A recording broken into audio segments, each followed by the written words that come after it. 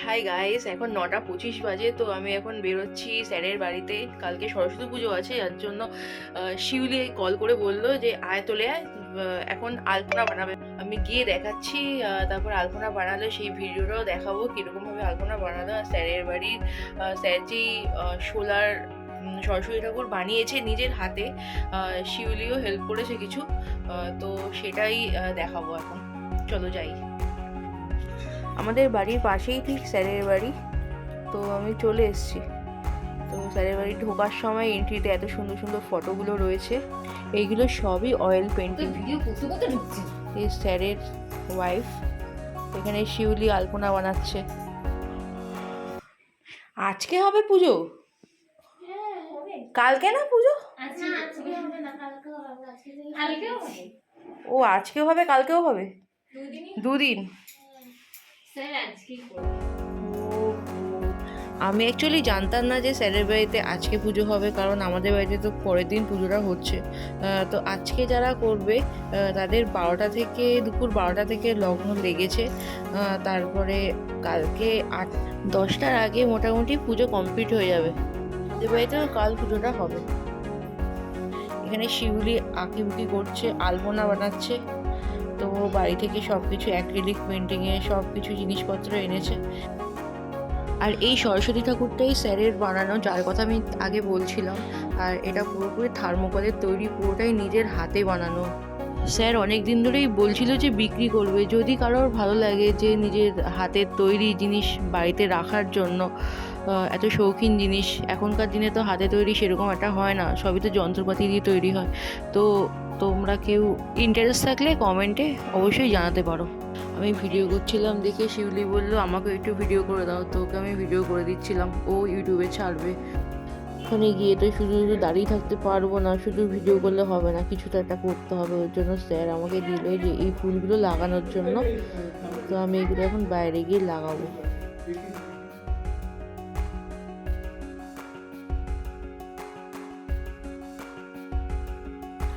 ফুলগুলো লাগানো হয়ে গেছে। তো স্যার বললো তুই একটা কাজ কর, বাজারে যা, বাজারে গিয়ে কয়েকটা ফল আনা বাকি আছে, সেগুলোকে নিয়ে আয়। তো আমি এখন সেগুলোই আনতে যাচ্ছি।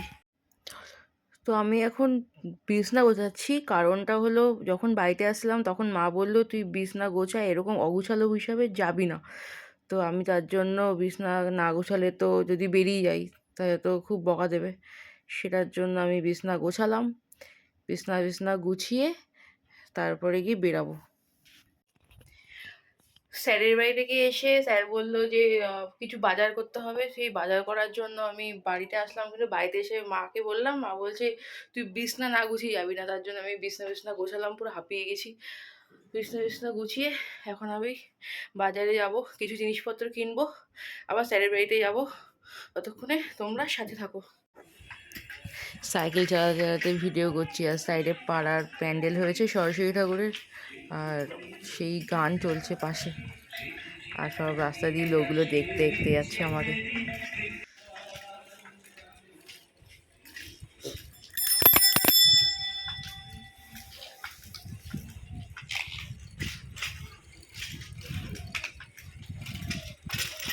দাও 100 টাকার রসগোল্লা। মিষ্টির দোকানে চলে এসেছি। এখানে আমাদের এলাকার মধ্যে সব থেকে ভালো মিষ্টির দোকান, এখান থেকে সবাই মিষ্টি কিনে। তো 10টা রসগোল্লা নিতে বলেছে, নিয়েই এবার দশকর্মার দোকানে চলে যাব। তারপর আমাদের এখানে দশকর্মার দোকানে চলে আসলাম। এখান থেকে কয়েকটা প্লেট নিয়ে আবার গেলাম ফলের দোকানে।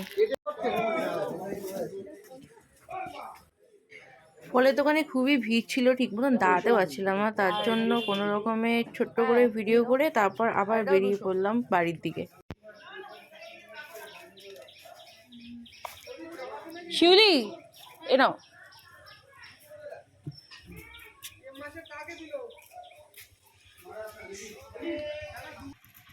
শিউলি আলপনা দেওয়া প্রায় কমপ্লিট, ও লাস্ট দরজার সামনেই দিচ্ছে। লাল রঙটা পড়েছে, খুবই সুন্দর লাগছে দেখতে, তাই না? আলপনা আঁকাটা দেখেই আমি বাড়ি চলে গেলাম। বাড়িতে গিয়ে স্নান টান করে মোটামুটি 1 ঘন্টা পরে একটু ঘুমিয়ে নিয়ে আবার পুজো দিতে চলে আসলাম। শ্রী শ্রী সরস্বতী নমো নমঃ দিয়ে দাও। হাতে লেগে যাবে না না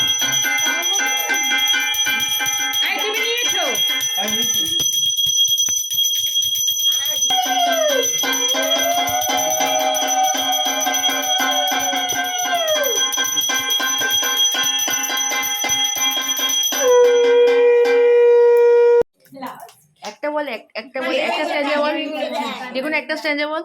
আরেকবার বল, আরেকবার বলো, ভিডিও করছে, বল বল। আরেকবার বল। তৃতীয় কাঠবেড়ালি, কবি কাজী নজরুল ইসলাম। কাঠবেড়ালি কাঠবেড়ালি, পেয়ারা তুমি খাও, গুড় মুড়ি খাও, দুধ ভাত খাও, বাতাবি লেবু লাও, বেড়াল বাচ্চা কুকুর ছানা তাও, ডাইনি তুমি হোক্কা পেটুক, খাও একা পাও যেথায় যেটুক, বাতাবি লেবুর সকলগুলো একলা খেলেই ডুবিয়ে নুলো, তবে যে ভারী ল্যাজ উঁচিয়ে পুটুস পাটুস চাও, ছোচা তুমি তোমার সঙ্গে আরই আমার, যাও কাঠবেড়ালি বাদরিমুখী, মারবো ছুঁড়ে কিল, দেখবি তবে রাঙাটাকে ডাকবো, দেবে ঢিল, পিয়ারা দেবে যা তুই ওচা, তাই তো তোর নাকটি বোচা, হুটমো চোখে গাপুস গুপুস, একলাই খাও হাপুস উপুস, পেটে তোমার পিলে হবে